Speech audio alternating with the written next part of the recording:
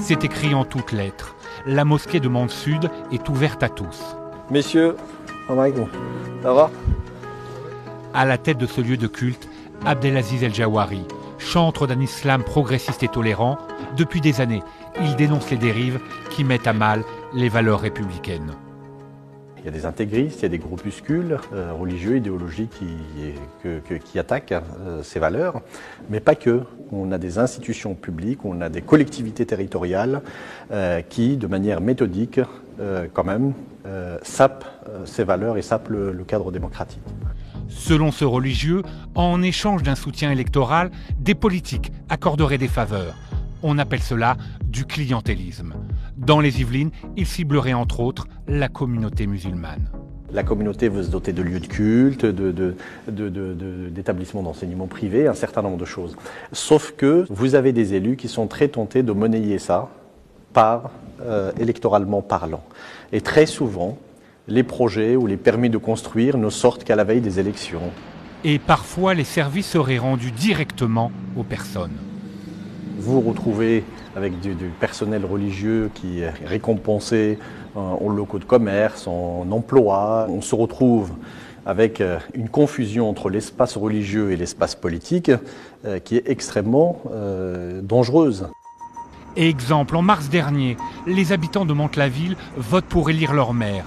Quand entre les deux tours, ce SMS que nous nous sommes procurés est envoyé par une figure musulmane du département. Dieu dit que nous sommes la meilleure des communautés car nous incitons au bien et nous réprimons le mal. Le candidat Sami Damerji est incontestablement celui qui honorera le plus cet adage.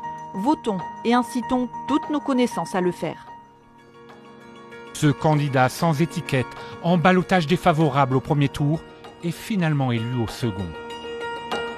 Contacté, Sami Damerji n'a pas donné suite à nos demandes d'interview. En 2017, Khadija Mounib, elle, se présente aux élections législatives dans les Yvelines.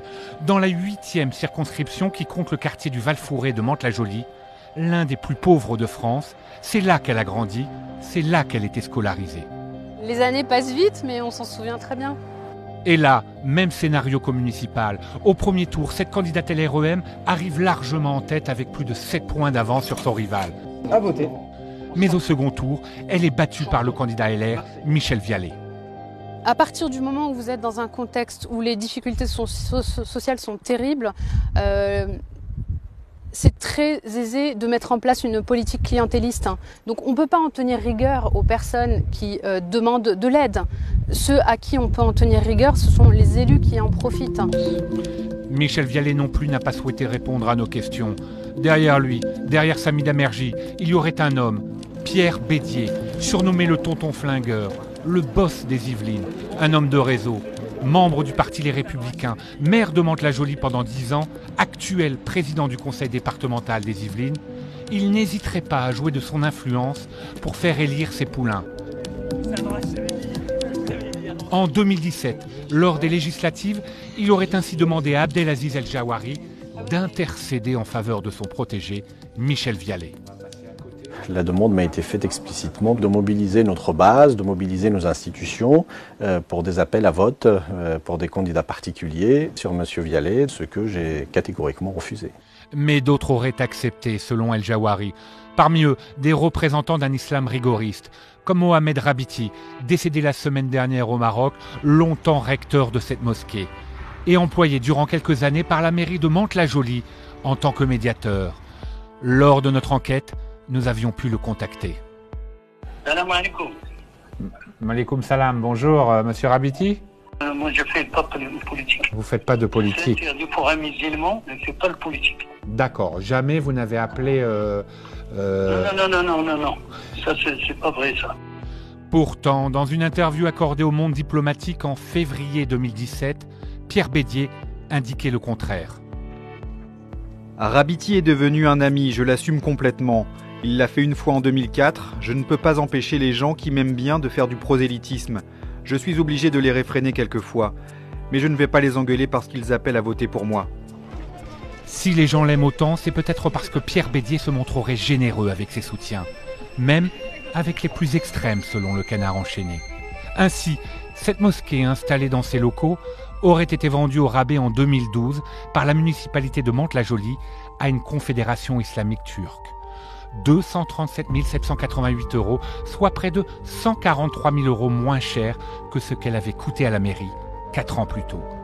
Des pratiques à la limite de la légalité, selon la Chambre régionale de la Cour des comptes, qui rappelle l'interdiction de principe de toute subvention publique aux associations cultuelles. Pour Yves van der Waal, conseiller départemental et rare opposant à Pierre Bédier, ces liens entre monde politique et monde religieux sont coûteux. Dans les Yvelines, on a augmenté la taxe foncière de plus de 60% depuis 2015. Et dangereux. À travers ces réseaux associatifs, on pense contrôler le territoire. En réalité, les incidents répétés que l'on observe aussi bien à Trappes qu'à Mantes-la-Jolie, des bastions du salafisme, montrent qu'en réalité, effectivement, les élus locaux pèsent relativement peu en fait, par rapport à ces puissants réseaux qui sont financés parfois en partie par l'étranger. Et donc, si vous voulez, c'est jouer avec le feu. Pierre Bédier n'a répondu ni à nos appels téléphoniques, ni à nos courriels. Nous avons tenté de le rencontrer au conseil départemental. Un membre de son équipe nous a opposé un refus catégorique. Monsieur Bédier n'a pas vocation à répondre à vos questions. Un projet de loi sur le séparatisme visant à conforter les principes républicains doit être voté dans les prochaines semaines. Ce texte devrait permettre notamment au préfet de contester en justice des décisions d'élus si elles portaient atteinte à la laïcité.